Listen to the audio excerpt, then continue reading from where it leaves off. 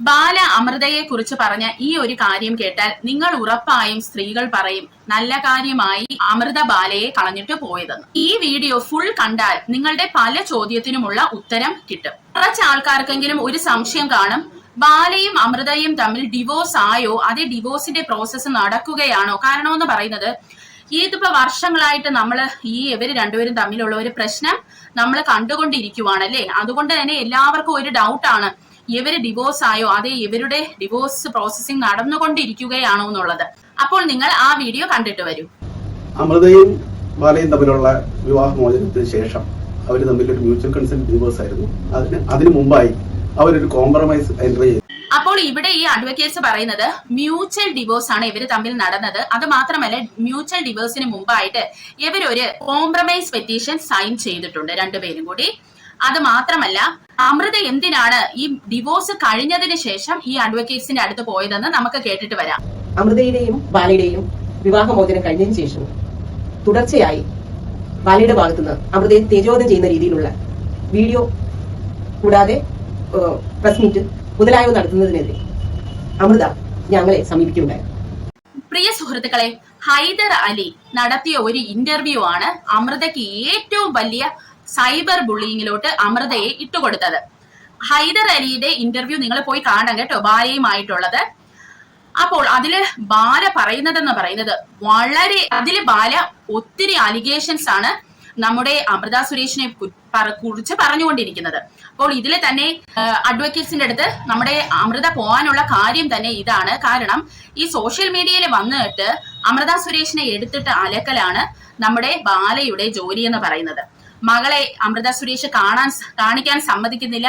അമൃത സുരേഷ് അങ്ങനെ ചെയ്തു, ഇങ്ങനെ ചെയ്തു, പാപ്പുവിനോട് ഇദ്ദേഹത്തിന് വളരെയധികം സ്നേഹമാണ് എന്നൊക്കെ പറഞ്ഞിട്ട് ഇതെല്ലാം പറയുമ്പോൾ അമൃത സുരേഷിനാണ് സൈബർ ബുള്ളിയിങ് കിട്ടിക്കൊണ്ടിരുന്നത്.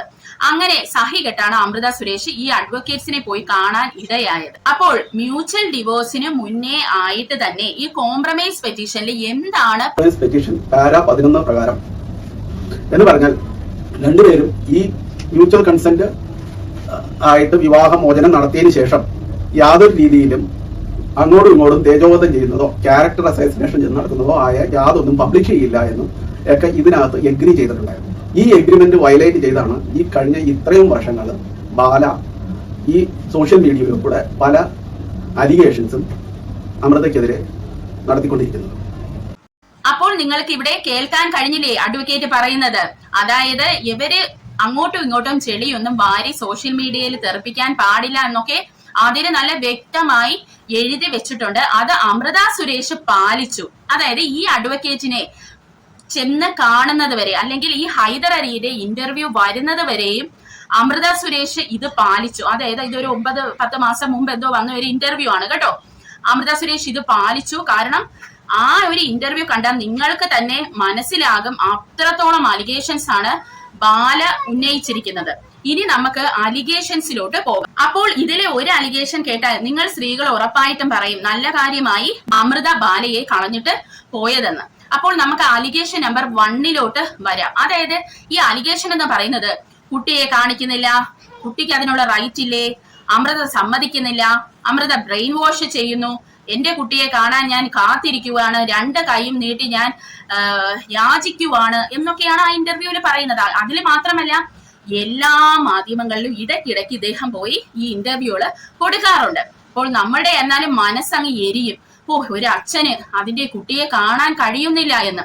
എനിക്ക് തന്നെ കുറച്ച് കമന്റ്സ് വന്നായിരുന്നു, അദ്ദേഹത്തിന് എന്താ കാണാൻ റൈറ്റ് ഇല്ലേ എന്നൊക്കെ. അപ്പൊ അവർക്കും കൂടെയൊക്കെ വേണ്ടിയാണ് ഞാൻ ഇത് ചെയ്യുന്നത് കേട്ടോ, ഈ വീഡിയോ. അപ്പൊ നമുക്ക് നോക്കാം ബാല എന്തുമാത്രമാണ് തന്റെ കുട്ടിയെ ഇഷ്ടമെന്ന്. ഇനി അലിഗേഷൻസിന്റെ കാര്യങ്ങളിലോട്ട് വരാം. ബാല പറഞ്ഞ ഒരു അലിഗേഷൻ കുട്ടിയെ പലപ്പോഴും കാണിക്കുന്നില്ല എന്നാണ്. കുട്ടിയെ കാണിക്കുന്ന കാര്യത്തിലും ഈ എഗ്രിമെന്റിൽ തന്നെ, ഈ കോംപ്രമൈസ് പെറ്റീഷനിൽ തന്നെ കൃത്യമായ പറഞ്ഞിട്ടുണ്ട്. The permanent custody of the minor daughter Avantika shall be with the respondent up to the age of 18 years. Respondent എന്ന് പറയുന്നത് ഇവിടെ അമൃത സുരേഷ് ആണ്. പെറ്റീഷണർ എന്ന് പറയുന്നത് ബാലകുമാറാണ്. അതായത് ഇത് ഗാർഡിയൻ ഒപ്പിയിലാണ് ഈ കോംപ്രമൈസ് ഫയൽ ചെയ്തത്. ഒരെണ്ണത്തിനകത്ത് ഇതേ കോംപ്രമൈസ് തന്നെ മറ്റെല്ലാ ഇതിനകത്ത് ഫയൽ ചെയ്തിട്ടുണ്ട്. എല്ലാ കേസുകളിലും ഒരു ഗാർഡിയൻ ഒപ്പി ഉണ്ടായിരുന്നു, ഒരു ഡിവോഴ്സ് ഉണ്ടായിരുന്നു, ഒരു റിട്ടേൺ ഓഫ് ഗോൾഡ് ഓർണമെന്റ്സ് ഉണ്ടായിരുന്നു, ഗോൾഡ് ഓർണമെന്റ്സ് ഉണ്ടായിരുന്നു, കോമ്പൻസേഷൻ കൊടുക്കാനായിരുന്നു, പിന്നെ ഒരു മെയിൻ്റനൻസ്, അതായത് ജീവനാംശം കൊടുക്കാനുണ്ട്. ഈ കേസ് എല്ലാം പിൻവലിച്ചുകൊണ്ടാണ് ഇതിന്റെ അകത്ത് ഈ കോംപ്രമൈസ് എൻട്രി ചെയ്തതും ഈ കോംപ്രമൈസ് പ്രകാരം ആക്ട് ചെയ്യേണ്ടിയിരുന്നത്. അതിന്റെ അടിസ്ഥാനത്തിലാണ് രണ്ടുപേരും തമ്മിൽ മ്യൂച്വൽ കൺസെന്റ്, അതായത് പരസ്പര സമ്മതത്തോടുകൂടി വിവാഹമോചനം നേടിയത്. ആ കോംപ്രമൈസ് പെറ്റീഷനിലെ 3ാമത്തെ പാര പറയുന്നത് അവന്തികയുടെ കസ്റ്റഡി മുഴുവനായിട്ടും അമൃതയ്ക്കാണ് കൊടുത്തേക്കുന്നതെന്നും ഈ സെക്കൻഡ് സാറ്റർഡേ മാത്രം കാണാനുള്ള, ക്രിസ്മസിനോ ന്യൂ ഇയറിനോ ഒന്നും കാണാൻ ഈ ബാല പറഞ്ഞ മാറി അതൊന്നും ഇതിനകത്ത് പറഞ്ഞിട്ടില്ല. സെക്കൻഡ് സാറ്റർഡേസ് മാത്രം കാണാനുള്ള പെർമിഷൻ കൊടുത്തുകൊണ്ടും അതും 10 മണി മുതൽ 1 മണി വരെ അല്ലേ, 10 മണി മുതൽ 4 മണി വരെ ഉള്ള സമയത്തിന് കോടതി വളപ്പിൽ കാണിക്കാനുള്ളത് ആണ് പറഞ്ഞിരിക്കുന്നത്. ഇതനുസരിച്ച് അമൃത ആദ്യ സെക്കൻഡ് സാറ്റർഡേ, ഈ ഡിഗ്രി ഉണ്ടായതിന്റെ ആദ്യ സെക്കൻഡ് സാറ്റർഡേ തന്നെ അമൃതയും അമൃതയുടെ അമ്മയും അവിടെ കുട്ടിയായിട്ട് ചെല്ലുകയും അവിടുത്തെ റെക്കോർഡുകളിൽ ഒപ്പുവെക്കുകയും ചെയ്തിട്ടുണ്ട്. അന്ന് ബാല അവിടെ എത്തിയിട്ടില്ലാത്തതാണ്. അങ്ങനെ എത്താത്ത സാഹചര്യവും ഇതിനകത്ത് പറഞ്ഞിട്ടുണ്ട്. അങ്ങനെയുള്ള എത്താത്ത സാഹചര്യങ്ങൾ ഇങ്ങനെയാണ് പറയുന്നത്. അതായത് ഈ കുട്ടിയെ കാണാനായിട്ട് ചെന്നിട്ടും അവര് ആ മാസം വന്നിട്ടില്ല, ബാല വന്നിട്ടില്ല എന്നുണ്ടെങ്കിൽ ആ മാസത്തെ വിസിറ്റോറിയലായിട്ട് ഇല്ലാതാവുകയും അതേസമയം അടുത്ത മാസം വിസിറ്റ് ചെയ്യണം എന്നുണ്ടെങ്കിൽ നേരത്തെ തന്നെ ഫോണിൽ വിളിച്ചറിയിക്കുകയോ ഇമെയിലിലൂടെയോ അമൃതയെ ഈ കാര്യങ്ങൾ അറിയിപ്പിക്കണമെന്നും അങ്ങനെ അറിയിപ്പിച്ചാൽ മാത്രമേ കാണാനുള്ള സൗകര്യം ഉണ്ടാവുള്ളൂ എന്നും അല്ലെങ്കിൽ അമൃത കുട്ടിയെ ചെല്ലേണ്ട കാര്യമില്ല എന്നുമാണ് കൃത്യമായിട്ട് ഈ കോംപ്രമൈസ് പെറ്റീഷനിൽ എഴുതിയിരിക്കുന്നത്. ഈ ഞങ്ങളുടെ ഡിവോഴ്സിന് ശേഷം ഒരു പ്രാവശ്യം പോലും ഒരു മെസ്സേജ് അയക്കുകയോ എനിക്കൊരു ഇമെയിൽ വരികയോ ഒന്നും ഉണ്ടായിട്ടില്ല. സോഷ്യൽ മീഡിയയിൽ വന്നിട്ട് മകളെ കാണിക്കുന്നില്ല എന്ന് പറയുന്ന ഒരു സീൻ മാത്രമേ ഉണ്ടായിട്ടുള്ളൂ. ഇന്നും മകളെ കാണിക്കുന്നില്ല. പക്ഷെ ഒരിക്കൽ പോലും ആസ് പെർ ദ പേപ്പേഴ്സ് എന്റെ അടുത്ത് ഒരിക്കൽ പോലും ഇമെയിലോ മെസ്സേജ് വഴി മകളെ ചോദിച്ചിട്ടില്ല. അതിന് ബാല വന്നു എന്ന് കാണിക്കുന്ന യാതൊരു ഡോക്യുമെന്റ്സും ഇല്ലാതെ തന്നെയാണ് വെറുതെ അലിഗേഷൻ ഉന്നയിക്കുന്നത്. ഇത് എന്നെ തേജോധം ചെയ്യാൻ, ഞാൻ കുട്ടീനെ പിടിച്ചു വെച്ചേക്കുവാണെന്നുള്ള ഒരു പോയിന്റിലേക്ക് എത്തിക്കാൻ വേണ്ടി മാത്രം പറഞ്ഞു വരുത്തുന്ന ഒരു വാർത്തയാണ്. അല്ലാണ്ട് ഞാൻ മോളെ കൊണ്ട് കാണിക്കാണ്ടിരിക്കുകയോ അല്ലെങ്കിൽ മോളെ പിടിച്ചു വെക്കുകയോ ഒന്നും ചെയ്തിട്ടില്ല. ഞാൻ ആസ് പെർ ദ ലോ എന്താണോ പറഞ്ഞിരിക്കുന്നത് അത് മാത്രമാണ് ഇതുവരെ ഈ നിമിഷം വരെ ചെയ്തിട്ടുള്ളൂ. ഇതിൽ പറയുന്ന ഒരു പോയിന്റ്സ് ഞാൻ ഇതുവരെ ബ്രീച്ച് ചെയ്തിട്ടുമില്ല. അതായത് എല്ലാ മാസത്തിലെയും സെക്കൻഡ് സാറ്റർഡേ 10 മണി മുതൽ 4 മണി വരെ ബാലയ്ക്ക് തന്റെ കുട്ടിയെ കാണാനുള്ള പെർമിഷൻ ഉണ്ട്. അത് മാസത്തിൽ ഒരു ശനിയാഴ്ച മാത്രം. ആ ശനിയാഴ്ച പോലും ഈ ബാലയ്ക്ക് അവിടെ ചെന്ന് ആ കുട്ടിയെ കാണാൻ പറ്റുന്നില്ല. അത് മാത്രമല്ല, അമൃത കൊണ്ട് ചെന്നാൽ അല്ലെങ്കിൽ ചെല്ലാൻ പറ്റിയില്ല എന്നുണ്ടെങ്കിൽ അതിനു മുന്നേ ആയിട്ട് അമൃതയെ അത് അറിയിക്കണമെന്നുണ്ട്. ഇപ്പൊ ഫോൺ വിളിച്ചാൽ എടുത്തില്ലെങ്കിൽ പോലും മെയിൽ ഐഡിയിൽ അത് അയക്കാം അല്ലെ. എന്നാൽ ഇതൊന്നും നമ്മുടെ ബാല ചെയ്തിട്ടില്ല. എന്നിട്ടാണ് വന്ന് ഈ ഘോരം പ്രസംഗിക്കുന്നത്, തന്റെ കുട്ടിയെ വിടുന്നില്ല, തന്റെ കുട്ടിയെ കാണാൻ കഴിയുന്നില്ല എന്ന് പറയുന്നത്. അപ്പോൾ ഇവിടെ നമുക്ക് ഇതെല്ലാം കേൾക്കുമ്പോൾ അമൃതയെ മനഃപൂർവമായി മറ്റുള്ളവരുടെ മുന്നില് ഇദ്ദേഹം താറടിച്ച് കാണിക്കാനാണ് ശ്രമിക്കുന്നത്.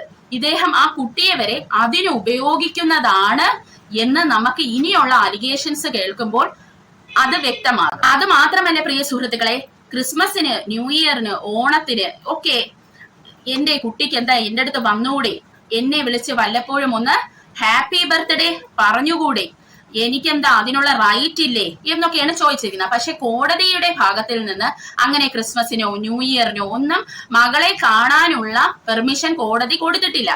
അല്ലെങ്കിൽ പറഞ്ഞ ദിവസം പോലും ഇദ്ദേഹം ചെല്ലാറില്ല. അതാണ് സത്യം. പിന്നെ അടുത്ത അലിഗേഷൻ എന്ന് പറയുന്നത് തന്റെ കുട്ടിക്ക് വേണ്ടി താൻ എന്തും ചെയ്യാൻ തയ്യാറാണ് എന്നാണ് ബാല പറയുന്നത്. ശരിയാണ്, 247 കോടിയോ അങ്ങനെ എന്തോ ഉണ്ടെന്നാണ് അദ്ദേഹം ഇടയ്ക്കിടയ്ക്ക് ഇരുന്ന് പറയാറുള്ളത്.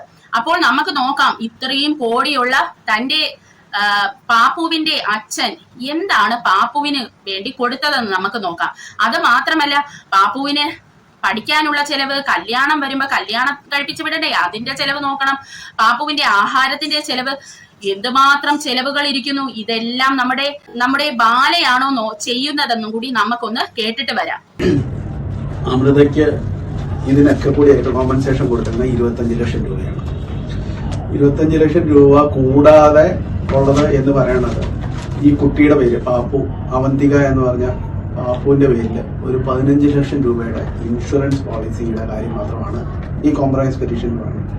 ഈ ഇൻഷുറൻസ് പോളിസിയും ഈ ഇൻഷുറൻസ് ഡെപ്പോസിറ്റ് എന്ന് പറയുന്ന ഈ സാധനത്തിനകത്ത് ഇതിനകത്ത് സ്പെസിഫിക് ആയിട്ട് എടുത്തു പറഞ്ഞേക്കുന്നത് ഈ കുട്ടിക്ക് വേറെ ഒരു സാധനവും ഈ അച്ഛൻ എന്ന് വലിയ വായിൽ വിളിച്ചു പറയുമ്പോൾ എപ്പോഴും ഞാൻ അച്ഛനല്ലേ എന്ന് വിളിച്ചു പറയുന്നയാള് വലിയ വായിൽ വിളിച്ചു പറയുന്നത് കോംപ്രമൈസ് പെറ്റീഷനിൽ എഴുതി വെച്ചിരിക്കുന്ന settlement of maintenance, education and marriage expenditure of the minor daughter Avantika. അതായത് ഈ കുട്ടിക്ക് ഇനി ഒരു മണി പൈസ പോലും ഈ കുട്ടിക്ക് വേണ്ടിയിട്ട് ഈ ബാല എന്ന് പറഞ്ഞ വ്യക്തി ചെലവാക്കില്ല എന്ന് കോംപ്രമൈസിൽ എഴുതി ഒപ്പിട്ടിരിക്കുന്ന ആളാണ് പറയുന്നത്. അങ്ങേര് എന്തും ചെയ്യാൻ തയ്യാറാണ്. പ്രിയ സുഹൃത്തുക്കളെ, ഇവിടെ നിങ്ങൾ വ്യക്തമായിട്ട് കണ്ടില്ലേ, 240 കോടിയിൽ കൂടുതൽ ആസ്തിയുള്ള ഒരു മനുഷ്യനാണ് നമ്മുടെ ബാലയെന്ന് പറയുന്നത്. അദ്ദേഹം അതില് ആകെ ഈ അമൃതയ്ക്ക് കൊടുത്തിട്ടുള്ള 25 ലക്ഷവും പാപ്പുവിന് 15 ലക്ഷത്തിന്റെ ഇൻഷുറൻസുമാണ് കൊടുത്തിട്ടുള്ളത്. അത് മാത്രമല്ല, പാപ്പുവിന്റെ പഠനം, വിവാഹം ഇതിലൊന്നും തനിക്കൊരു പങ്കുമില്ല എന്നാണ് ബാല പറഞ്ഞിരിക്കുന്നത്. അപ്പോൾ പ്രിയ സുഹൃത്തുക്കളെ, മൊത്തത്തിൽ നോക്കുമ്പോൾ 40 ലക്ഷത്തിന്റെ ചെലവാണ് നമ്മുടെ ബാലയ്ക്ക് ഇവിടെ വന്നിരിക്കുന്നത്. ഈ അമൃത സുരേഷ് ബാലേനെ വിട്ടിട്ട് വന്ന സമയത്ത് അമൃത സുരേഷ് ബാലേന്റെ കോടികളുടെ സ്വത്തും തട്ടിയെടുത്തുകൊണ്ട് വന്നെന്നൊക്കെയാണ് കുറെ ആൾക്കാര് പറഞ്ഞുകൊണ്ട് നടന്നത്. ഇവിടെ അമൃത താൻ കല്യാണം കഴിക്കുന്ന സമയത്ത് ഇട്ടിട്ട് പോയ സ്വർണം പോലും തിരിച്ചു ചോദിക്കാത്ത ഒരു വ്യക്തിയാണ് അമൃത സുരേഷ് എന്ന് പറയുന്നത്. അത് അവരുടെ കഴിഞ്ഞ വീഡിയോയിൽ അവർ വന്ന് വ്യക്തമായിട്ട് അത് പറയുന്നുണ്ട്. അത് എന്റെ ചാനലിൽ കിടപ്പുണ്ട്, നിങ്ങൾക്ക് അത് കയറി കാണാം. അപ്പോൾ ഇതെന്നൊക്കെ നിങ്ങൾക്ക് എന്താണ് മനസ്സിലാകുന്നത്? സുഹൃത്തുക്കളെ, എനിക്ക് ഒട്ടും യോജിക്കാൻ പറ്റാത്ത ഒരു അലിഗേഷനാണ് ഇനി നിങ്ങൾ കേൾക്കാൻ പോകുന്നത്. അതായത് നമ്മൾ സ്ത്രീകൾക്ക് ഇത് കേട്ടാൽ ഒട്ടും തന്നെ പിടിക്കത്തില്ല. ബാല അമൃതയെ കുറിച്ച് പറയുന്ന അലിഗേഷൻ നമുക്കൊന്ന് കേട്ടിട്ട് വരാം. പോക്സോ കേസിന് എന്നാ தெரியுமா சார்? என்ன വലിയ കുറ്റം തന്നെയാണ്. വലിയ കുറ്റം. 3 വയസ്സുള്ള എന്റെ മകളെ ഞാൻ റേപ്പ് ചെയ്യുമോ? ഞാൻ ചെയ്യുവോ? 1500 മേലിലെ പിള്ളേരെ ഈ ഭൂമിയിൽ ഞാൻ പഠിപ്പിച്ചുകൊണ്ടിരിക്കുക. ഞാൻ ചെയ്യുവോ എന്റെ സ്വന്തം മകളെ? ഓട്ടാതല്ല കേസ്, കോടതി എടുത്തില്ല. അതും അനുഭവിച്ച ഒരു മനുഷ്യൻ ഞാൻ. കോടതി ഒരിക്കലും എടുത്തില്ല. ചുമ്മാ അറിയാത്ത കാര്യങ്ങൾ ആർക്കും പറയാം. എന്നാ വേദന ഉണ്ടാവും. താങ്കളുടെ മകളെ നിങ്ങൾ റേപ്പ് ചെയ്തെന്ന് പറഞ്ഞ് ഞാൻ പറഞ്ഞാൽ നിങ്ങൾ സംഭവിക്കുമോ? കൊല്ലാനുള്ള ദേഷ്യം. ഇതെല്ലാം അനുഭവിച്ച ഒരു മനുഷ്യനാണ് സത്യം പറയും. എന്നാ സത്യങ്ങൾ കുറച്ച് പറഞ്ഞാലും കുറ്റം എന്റെ പേരില്ല പറയാം. ഇതെല്ലാം ഓൺ ലൈഫിൽ നടക്കണം. അപ്പൊ തെരിയും വേദന. അപ്പോൾ നിങ്ങൾ കേട്ടല്ലോ. ഇനി ഇതിന്റെ സത്യാവസ്ഥ എന്താണെന്നും കൂടെ നമുക്ക് കേട്ടു. അടുത്തതായി മിസ്റ്റർ ബാല ഉന്നയിച്ചിരിക്കുന്നത് ഒരു പോക്സോ കേസ് കൊടുത്തു എന്ന് പറഞ്ഞൊരു ഗുരുതരമായ ആരോപണമാണ്.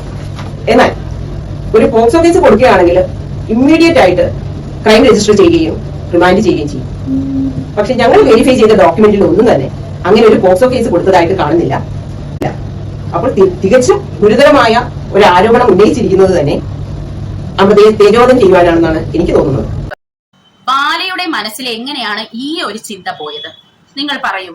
ഇവിടെ അഡ്വക്കേറ്റ്സ് വ്യക്തമായിട്ട് പറയുന്നുണ്ട്, ഒരു പോക്സോ കേസ് വന്നാൽ അന്നേരെ ബാലയെ തൂക്കിക്കൊണ്ട് പോകും ഇല്ലേ? തന്റെ മകളെ ഈ രീതിയില് ഒരു പോക്സോ കേസിന് അമൃത കൊടുത്തു എന്ന് തിങ്ക് ചെയ്യാൻ ഇദ്ദേഹത്തിന് എങ്ങനെയാണ്? എനിക്കത് മനസ്സിലാകുന്നില്ല പ്രിയ സുഹൃത്തുക്കളെ.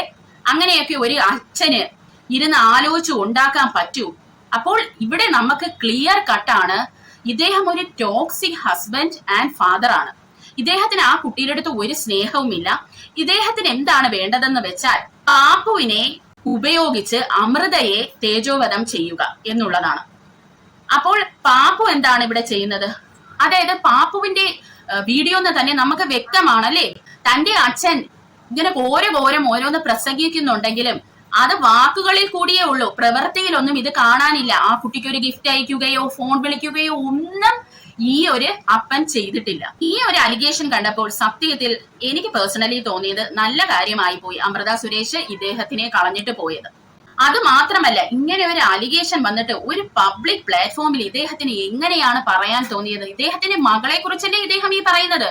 അത് മാത്രമല്ല, ഈ മകളെ കുറിച്ച് ഇദ്ദേഹം ഈ ഒരു ഇന്റർവ്യൂവിൽ ഒരു വാക്ക് പറയുന്നുണ്ട്, ഇടയ്ക്ക് വെച്ച് ഞാൻ കേട്ടു അവള് മരിച്ചുപോയത്. വളരെ ലാഘവത്തോടെയാണ് ഇദ്ദേഹം ഇതൊക്കെ പറയുന്നത്. എന്തൊരു മനുഷ്യനാണ്! ഇനി നിങ്ങൾ സ്ത്രീകൾ പറയൂ, ഇദ്ദേഹം നല്ലൊരു ഹസ്ബൻഡ് ആണോ, നല്ലൊരു അച്ഛനാണോ എന്ന്? അടുത്ത അലിഗേഷൻ ഈ ഒരു ഇന്റർവ്യൂവിൽ ബാല പറഞ്ഞത് എന്താണെന്ന് അറിയാമോ? അതായത് തന്റെ മകള് ഇപ്പോൾ തന്റെ പേരല്ല അപ്പന്റെ സ്ഥാനത്ത് ഉപയോഗിക്കുന്നതെന്നാണ്. അപ്പോൾ ഇതിന് വക്കീൽ എന്താണ് പറയുന്നതെന്ന് നമുക്ക് കേട്ടിട്ട് വരാം. ടേംസ് ഓഫ് ദ കോംപ്രമൈസ് പെറ്റീഷനിലെ 4ാമത്തെ പാര കൂടി ഞാനൊന്ന് വായിക്കാം. പെറ്റീഷണർ എന്ന് പറയുന്ന ബാലയ്ക്ക് ഗാർഡിയനായിട്ട് അമൃതയെ നിശ്ചയിക്കുന്നതിൽ യാതൊരു ഒബ്ജക്ഷനും ഇല്ല എന്ന് ഒരു അഫിഡവിറ്റ് ഫയൽ ചെയ്യുമെന്ന് ഈ കോംപ്രമൈസ് പെറ്റീഷനിൽ പറഞ്ഞു. അതിനനുസരിച്ച് ഒരു അഫിഡവിറ്റ് ബാല ഫയൽ ചെയ്തിട്ടുണ്ട്. അതിനുശേഷം പറഞ്ഞേക്കുന്നത് the petitioner will remain as the biological father in all documents. അതായത് ഡോക്യുമെന്റ്സിൽ മാത്രം ബാല എന്നും ബയോളജിക്കൽ ഫാദർ ആയിട്ടുണ്ടാവുന്നു. അതനുസരിച്ച് അമൃത പറഞ്ഞതനുസരിച്ച് ഇതുവരെയുള്ള എല്ലാ സ്കൂൾ ഡോക്യുമെന്റ്സിലും ഇതിലുമൊക്കെ ബാല തന്നെയാണ് അച്ഛന്റെ സ്ഥാനത്തുള്ളത്. ഇതേ കോംപ്രമൈസ് പെറ്റീഷനിൽ പാരഗ്രാഫ് 13 വീണ്ടും പറയുന്നുണ്ട്. അതായത് ഈ കുട്ടിയുടെ പെർമനന്റ് കസ്റ്റഡി എന്ന് പറയുന്നത് അമൃതയിലാണെന്നും ആ കുട്ടിയുടെ സേഫ്റ്റി, പ്രൊട്ടക്ഷൻ, എഡ്യൂക്കേഷൻ റൈറ്റ് എന്നീ എല്ലാ ആസ്പെക്ട്സിലും നോക്കേണ്ടതും അമൃതയാണെന്നും അതിനകത്തൊന്നും ഇന്റർഫിയർ ചെയ്യില്ല എന്നും ഈ ബാല ഈ കോംപ്രമൈസ് പെറ്റീഷനിൽ ഒപ്പിട്ടിട്ടുള്ള കാര്യമാണ്. അതിനൊക്കെ വിരുദ്ധമായിട്ടാണ് ബാല ഇതുപോലത്തെ വീഡിയോകൾ ചെയ്യുന്നത്, ഇങ്ങനെയുള്ള അലിഗേഷൻസ് പറയുന്നത്. ഒരു തരത്തിലും ഒരിടത്തും ബാല ഇന്നേ വരെ ഈ കോംപ്രമൈസ് പെറ്റീഷനെ പറ്റി പറയുമോ, ഏതെങ്കിലും ഒരു അലിഗേഷൻ ഉന്നയിക്കുമ്പോൾ അതിന് ലീഗൽ സ്റ്റാൻഡിങ്ങോടുകൂടി ഇങ്ങനെ ഒരു ആ കോംപ്രമൈസ് പെറ്റീഷൻ എടുത്തു വെച്ച് പറയുകയോ ചെയ്തിട്ടില്ല. കാരണം എന്താണെന്ന് വെച്ചാൽ അത് വെറും അലിഗേഷൻസ് മാത്രമായതുകൊണ്ടാണ്. ബാലയ്ക്ക് ഈ കുട്ടിയുടെ ഒരു കാര്യത്തിലും റെസ്പോൺസിബിലിറ്റി ഏറ്റെടുക്കാൻ പറ്റൂല. പെർമനന്റ് ആയിട്ടുള്ള ഗാർഡിയനായിട്ട് അമൃത സുരേഷിനെ തന്നെ ബാല തിരഞ്ഞെടുത്ത് ബാലയ്ക്ക് ഒന്നിനും പറ്റത്തില്ല. പക്ഷെ ബാലയ്ക്ക് വേണ്ടതെന്ന് പറയുന്നത് തന്ത എന്നുള്ള TI ടാഗ് അല്ലെങ്കിൽ ഒരു ടാഗ് അവിടെ ആ കുട്ടിക്ക് കൊടുക്കണം. അതായത് അതിന്റെ ഒഫീഷ്യൽ ഡോക്യുമെന്റ്സിലെല്ലാം ആധാർ ബാലയായിരിക്കണം എന്നുള്ള ഒരു നിർബന്ധം. ഇതാണ് പ്രിയ സുഹൃത്തുക്കളെ പറയുന്നത്. ജനനം കൊടുക്കാൻ പറ്റും, ജനിപ്പിക്കാൻ പറ്റും, പക്ഷെ തന്ത ആകണമെന്നൊന്ന് ഇല്ല. അതിനൊരു ഉത്തമ ഉദാഹരണമാണ് ഈ കുട്ടി ഇത്രയും നാളും മിണ്ടാതിരുന്നു. ഇപ്പോൾ അതിന് 12 വയസ്സാണ്. അപ്പോൾ ബാല വന്ന് ഈ ഇടയ്ക്കിടയ്ക്ക് സോഷ്യൽ മീഡിയയിൽ വന്ന് അയ്യോ തന്റെ കുട്ടീനെ കാണിക്കുന്നില്ലേ എന്ന് ദുഃഖത്തോടെ പറയുമ്പോഴുണ്ടല്ലോ, ബാലയെ എല്ലാരും കണ്ട് വിഷമിക്കുവാണ്. എന്നാൽ അതിന്റെ ഇരട്ടിയായിട്ട് സൈബർ ബുള്ളിയും കിട്ടിക്കൊണ്ടിരുന്ന ഈ ഒരു കുടുംബത്തിനാണ്. അപ്പോൾ തന്റെ മകളും ഇത് അനുഭവിക്കുന്നുണ്ടെന്ന് മനസ്സിലാക്കാൻ ഈ ഒരു അച്ഛന് പറ്റിയില്ലേ? ഇപ്പോൾ തന്നെ നിങ്ങൾക്ക് കാണാം, ഈ കുട്ടി വന്ന് ഒരു വീഡിയോ ചെയ്തു. അതിന്റെ പ്രായം എന്ന് പറയുന്നത് 12 ആണ്. അപ്പോൾ ഈ അച്ഛൻ ചിന്തിക്കണ്ടേ, അവൾ കുഞ്ഞാണ്, അവളുടെ ഇമോഷൻസ് ആണ് അവൾ അത് കാണിച്ചതെന്ന്. അപ്പോൾ അച്ഛൻ മോക്ക് മറുപടി കൊടുത്തത് ഏത് വഴിയാണ്? ഈ കുട്ടി വന്ന് സോഷ്യൽ മീഡിയയിലാണ് ഇത് പറഞ്ഞത്. കാരണം ഈ സോഷ്യൽ മീഡിയയിലാണല്ലോ കയറി ഇറങ്ങി ഈ പുള്ളി ഇത് പറഞ്ഞുകൊണ്ട് നടക്കുന്നത്, ഇങ്ങനെയുള്ള ഫേക്ക് അലിഗേഷൻസ്. ഈ പുള്ളി അപ്പൊ എന്താണ് ചെയ്തത്? പോയി മനോരമ അങ്ങനെയുള്ള ന്യൂസ് ചാനൽസിനാണ് ഈ ഒരു ബൈറ്റ് ഇട്ട് കൊടുത്തിരിക്കുന്നത്. അതായത് അവരെടുത്ത് ഇതിട്ടിരിക്കുവാണ്. ഇതുവഴിയാണ് നാട്ടുകാരറിയുന്നത്. അതായത് ഒരു അച്ഛന് പറയാനുള്ള കാര്യം ഈ അച്ഛൻ പറഞ്ഞിരിക്കുന്നത് ന്യൂസ് ചാനൽ വഴി. ഏതെങ്കിലും ഒരു അപ്പൻ ഇത് കാണിക്കുമോ? അപ്പോൾ ആണുങ്ങളെ സംബന്ധിച്ചിടത്തോളം അല്ലെങ്കിൽ ചില സ്ത്രീകളെ സംബന്ധിച്ചിടത്തോളം അയ്യോ ബാല കരയുന്നു, കണ്ണുനീര് ഇങ്ങനെ ഒഴുകുന്നു എന്നും പറഞ്ഞ അടുത്ത ബുള്ളിങ്ങിലോട്ടും ആ കുട്ടീനെ കൊണ്ടിട്ട് കൊടുത്തു. അതാണ് അമൃത സുരേഷ് കരഞ്ഞു വന്ന് ഇത്രയും നാളും പറയാത്ത കാര്യങ്ങള് അവര് വന്ന് പറഞ്ഞത്. അപ്പോൾ ഇദ്ദേഹം ഒരു ടോക്സിക് ഫാദർ അല്ലേ പ്രിയ സുഹൃത്തുക്കളെ? നിങ്ങൾ തന്നെ പറയൂ. എവിടെയെങ്കിലും ഇദ്ദേഹം വാക്കാലെ പറയുന്നതല്ലാതെ പ്രവർത്തിച്ച് കാണിച്ചിട്ടില്ല ഇയാള്. പ്രിയ സുഹൃത്തുക്കളെ, ഇത്രയും കേട്ടിട്ട് നിങ്ങൾക്ക് എന്താണ് തോന്നുന്നത്? ഇത് ലീഗലി ഉള്ള കാര്യങ്ങളാണ് ഞാൻ വന്ന് നിങ്ങളടുത്ത് ഈ ഒന്നും കൂടെ പറഞ്ഞു തന്നത്. ഇത് കുറെ നാള് മുമ്പ് ഈ ഹൈദരലിയുടെ ഇന്റർവ്യൂ വന്നതിന് ശേഷം അമൃത സുരേഷ് ഈ ഒരു ക്ലിപ്പ് എടുത്തിട്ടതാണ്. അതൊക്കെ ആളുകൾ അങ്ങ് മറന്നുപോയി. അപ്പോൾ ഇത് വീണ്ടും ഞാൻ ഓർമ്മിപ്പിക്കുകയാണ്, ഇതൊക്കെ ആയിരുന്നു സത്യസന്ധമായി നടന്നതെന്ന്. അപ്പോൾ അമൃതയെ കുറ്റം പറയുന്നവര് ഒന്ന് ചിന്തിച്ചിട്ട് വേണം പറയാൻ കേട്ടോ. ഡ്രൈവർ ഇർഷാദ് അദ്ദേഹം എന്ന് പറഞ്ഞിട്ടുണ്ട്, അദ്ദേഹം ഇതെല്ലാം മുന്നിൽ കണ്ടിട്ടുള്ളതാണ്. ഈ അമൃത സുരേഷിനെ എടുത്തിട്ട് അടിക്കുന്നതും ഒത്തിരി കാര്യങ്ങളുണ്ട്. ഇനിയും അമൃതയെ വിഷമിപ്പിച്ചാൽ പലതും ഇദ്ദേഹം വന്ന് പുറത്തു പറയുമെന്നാണ് ഈ ഡ്രൈവർ പറഞ്ഞിരിക്കുന്നത്. അപ്പോൾ ഇത്രയും ഒക്കെ നമ്മുടെ മുന്നില് സത്യസന്ധമായി കുറെ കാര്യങ്ങൾ നടക്കുമ്പോൾ ഈ വെള്ളം അടിച്ച് ഇങ്ങനെ അലിഗേഷൻസ് വന്ന് വെറുതെ ഇല്ലീഗലായിട്ട് വന്ന് ഇങ്ങനെ പറഞ്ഞുകൊണ്ടിരിക്കുവാണ്. അതും പോട്ടെ, അമൃത സുരേഷിനെ അദ്ദേഹത്തിനെ ഒത്തിരി വിഷമിപ്പിച്ചത് തന്നെ ഇരിക്കട്ടെ. അമൃത സുരേഷിനും കുട്ടിക്കും അയാളെ വേണ്ട, അത് അക്സെപ്റ്റ് ചെയ്ത് അയാളെ ജീവിതമായിട്ട് പോവേലേ വേണ്ടത്. അതാണോ അദ്ദേഹം ഇവിടെ ചെയ്യുന്നത്? അതായത് കുറെ വർഷമായി ഇവരുടെ ഡിവോഴ്സ് കഴിഞ്ഞിട്ട് എന്നിട്ടാണ് ഇങ്ങനെ വന്ന് പറഞ്ഞുകൊണ്ടേയിരിക്കുന്നത്. അതായത് അമൃത സുരേഷിന്റെ വീട്ടിൽ എന്തെങ്കിലും ഒരു സന്തോഷം നടക്കുന്നെന്ന് വെച്ചോ, അത് നിങ്ങൾ ശ്രദ്ധിച്ചാൽ മതി. അമൃത സുരേഷിന്റെ വീട്ടിൽ എന്തെങ്കിലും ഒരു സന്തോഷമോ അല്ലെങ്കിൽ എന്തെങ്കിലും ഒരു ഫെസ്റ്റിവലോ വരുന്ന ഓണം, ക്രിസ്മസ് അങ്ങനെയൊക്കെ എന്തെങ്കിലും വരുമ്പോൾ ഇദ്ദേഹം അതിന് മുന്നേ ആയിട്ട് എന്തെങ്കിലും ഒരു വീഡിയോ ഇതുപോലെ ഇടും വിഷമിച്ചോണ്ട്. അപ്പോ അടുത്തത് പിന്നെ ഇവർക്ക് സൈബർ ബുള്ളിങ് ആണ്. ഇവരുടെ ആ സന്തോഷം അടിച്ച് തകർക്കുവാണ്.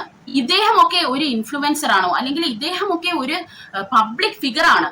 ഈ 4 സ്ത്രീകളെ എങ്ങനെ തോന്നുന്നു ഇദ്ദേഹത്തിന് ഇങ്ങനെ സൈബർ ബുള്ളിങ്ങിന് ഇട്ടുകൊടുക്കാൻ? അമൃത അയാളെ വിഷമിപ്പിച്ചിട്ടുണ്ടെങ്കിൽ തന്നെ അവർക്ക് ജീവിക്കണ്ടേ? അവർക്ക് വേണ്ടെന്ന് അവര് പറഞ്ഞു. പിന്നെ എന്തിനാണ് ഈ പിറകെ പോകുന്നത്? ഇപ്പോൾ എന്തായി? വടി കൊടുത്ത അടിയല്ലേ പ്രിയ സുഹൃത്തുക്കളെ വാങ്ങിയത്. ഇത് ഈ കുട്ടി അല്ലെങ്കിൽ അമൃത ചെയ്ത ഒരു തെറ്റെന്ന് പറഞ്ഞാൽ കുറച്ച് വർഷങ്ങൾക്ക് മുമ്പേ വന്ന് ഇങ്ങനെ പ്രതികരിക്കേണ്ടതായിരുന്നു. കുറച്ച് വർഷങ്ങൾക്ക് മുമ്പേ പ്രതികരിച്ചിരുന്നെങ്കിൽ ഒരിക്കലും ഇത്രയും സൈബർ ബുള്ളിയിങ് ഇവര് ഏൽക്കേണ്ടി വരൂലായിരുന്നു. അതിനുള്ള ഉത്തമ ഉദാഹരണമാണ് അമൃത ഇപ്പോൾ കാര്യങ്ങളൊക്കെ വ്യക്തമാക്കി ഒരു വീഡിയോ ചെയ്തപ്പോൾ അവരുടെ ആ കമന്റ് സെക്ഷനിലെല്ലാം ഇവരെ സപ്പോർട്ട് ചെയ്തുകൊണ്ടാണ് ആളുകൾ കമന്റ് ഇട്ടിരിക്കുന്നത്. ഇപ്പോൾ എന്റെ വീഡിയോയുടെ അടിയിലും ഒക്കെ ഒത്തിരി സ്ത്രീകളാണ് വന്ന് അവരെ സപ്പോർട്ട് ചെയ്തിരിക്കുന്നതും അവരുടെ അടുത്ത് സോറി ഒക്കെ പറഞ്ഞ് കുറെ പേര് കമന്റ് ചെയ്തിട്ടുണ്ട്. അപ്പോൾ നമ്മളൊരു പബ്ലിക് ഫിഗർ ആവുമ്പോൾ പബ്ലിക്കിന് കുറച്ച് കാര്യങ്ങൾ അറിയണമെന്നുള്ള ഒരു നിർബന്ധമുണ്ട്. അത് അവരോടങ്ങ് പറഞ്ഞാൽ അവർക്കത് മനസ്സിലാവുന്നതേ ഉള്ളൂ. അപ്പോൾ ഇപ്പോഴെങ്കിലും അതിനുള്ള ഒരു ആർജവം കാണിച്ചതിന് വളരെ സന്തോഷം. കുറച്ച് നാള് മുമ്പേ ഇവര് വരുമെന്നാണ് സത്യത്തിൽ ഞാനൊക്കെ ഈ പ്രതീക്ഷിച്ചത്. പല പ്രാവശ്യം ഇത് കാണുമ്പോ വിചാരിക്കും ഇന്നല്ലെങ്കിൽ നാളെ ഇവര് വന്ന് പ്രതികരിക്കും എന്ന്. സ്ത്രീകൾക്ക് വേണ്ടത് പ്രതികരിക്കുന്ന ഒരു മനോഭാവമാണ് കേട്ടോ. അത് നിങ്ങൾ എപ്പോഴും മനസ്സിൽ വെച്ചിരിക്കണം. അല്ലെങ്കിൽ നിങ്ങളെ ആളുകൾ തെറ്റിദ്ധരിച്ചുകൊണ്ടേയിരിക്കും. നിങ്ങൾ വിചാരിക്കും എനിക്ക് എന്തിന്റെ ആവശ്യമാണ് എന്റെ കാര്യങ്ങളൊക്കെ കൊണ്ട് മറ്റുള്ളവരെ മുന്നിൽ പറയേണ്ടത്, എനിക്ക് അതിന്റെ ആവശ്യമൊന്നും ഇല്ലെന്ന് നിങ്ങൾ വിചാരിക്കും. പക്ഷെ നമ്മൾ ഒരു സമൂഹത്തിലാണ് ജീവിക്കുന്നത്. ചില സമയങ്ങളിൽ നമ്മൾ ചില കാര്യങ്ങൾ സമൂഹത്തിനോട് പറയുന്നത് നല്ലതായിരിക്കും, അല്ലെങ്കിൽ ഇങ്ങനെയുള്ള പണികൾ കിട്ടിക്കൊണ്ടേയിരിക്കും. അപ്പോൾ പ്രിയ സുഹൃത്തുക്കളെ, അമൃത സുരേഷിനെ കുറ്റം പറയുന്നവര് ഇനിയെങ്കിലും അത് നിർത്തുക. നിങ്ങൾ ആരെയും അവർ ഒരു രീതിയിലും ഉപദ്രവിച്ചിട്ടില്ല. ഒന്നുമില്ലെങ്കിലും ഈ 4 സ്ത്രീകളല്ലേ, അവരെങ്ങനെയെങ്കിലും കഴിഞ്ഞു പോയിക്കോട്ടെ. ബാല അദ്ദേഹം എന്തെങ്കിലും അവിടെ കിടന്ന് പറഞ്ഞോട്ടെ. അതൊന്നും നിങ്ങൾ സ്ത്രീകൾ മനസ്സിലോട്ട് എടുക്കരുത്. ഇപ്പൊ പുരുഷന്മാരുടെ അടുത്ത് നമുക്ക് പറയാൻ പറ്റില്ല, കാരണം അവർ ആ അച്ഛന്റെ സ്ഥാനത്ത് നിന്ന് അത് ആലോചിക്കും. പക്ഷെ സ്ത്രീകൾക്ക് ഇത് റിലേറ്റ് ചെയ്യാൻ പറ്റും. എസ്പെഷ്യലി സിംഗിൾ മദേഴ്സിനൊക്കെ ഇത് പെട്ടെന്ന് മനസ്സിലാവും, ചെയ്യാൻ പറ്റും. അപ്പോൾ നമ്മളായിട്ട് 4 ജീവനുകളെ ഇങ്ങനെ ഇട്ട് വിഷമിപ്പിക്കരുത് പ്രിയ സുഹൃത്തുക്കളെ. കർമ്മ എന്ന് പറയുന്നത് ഒരു ബൂമറാങ് ആണ്. അത് തിരിച്ചു വന്ന് നമുക്ക് തന്നെ പണി തരും. അപ്പോൾ നിങ്ങൾ ദയവ് ചെയ്ത് എന്റെ ചാനൽ സബ്സ്ക്രൈബ് ചെയ്ത് എന്നെ ലൈക്ക് ചെയ്യണം, ഷെയർ ചെയ്യണം. എന്റെ വീഡിയോ ഹെൽപ്ഫുൾ ആണ്, മറ്റുള്ളവർക്ക് യൂസ്ഫുൾ ആണെങ്കിൽ നിങ്ങൾ ഷെയർ ചെയ്യണം. അതുപോലെ നിങ്ങളുടെ കമന്റുകളും എനിക്ക് വിലപ്പെട്ടതാണ്. കമന്റ്സ് എനിക്ക് ഇടണം. നിങ്ങൾ ഇതുമായിട്ട് എഗ്രി ചെയ്യുന്നുണ്ടോ ഇല്ലേ എന്നുള്ള കമന്റ് ഉറപ്പായി നിങ്ങൾ ഇടണം കേട്ടോ.